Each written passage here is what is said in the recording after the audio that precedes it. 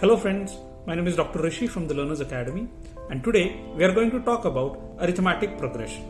Arithmetic progression is taught to class 10th in all the three boards, that is state board, CBSE and ICSE. Today we are going to discuss the first formula that is there in arithmetic progression.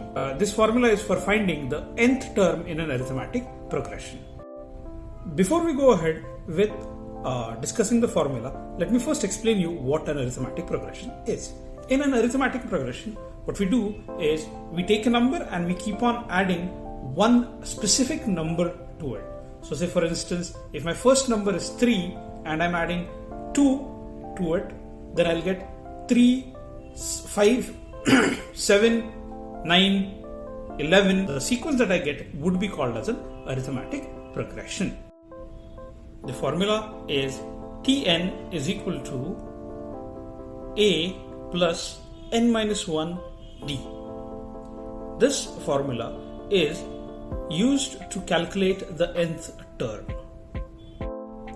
Here Tn is the nth term, A is the first term that I start with, n is the total number of terms that I have to find, and D is the common difference. Common difference is nothing but the difference between the second and the first term.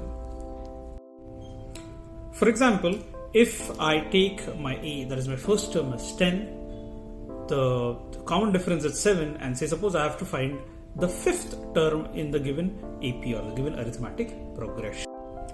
T5 is equal to 10 plus 5 minus 1 multiplied by 7. That is 10 plus 4 multiplied by 7, or 10 plus 28, or the final answer would be 38.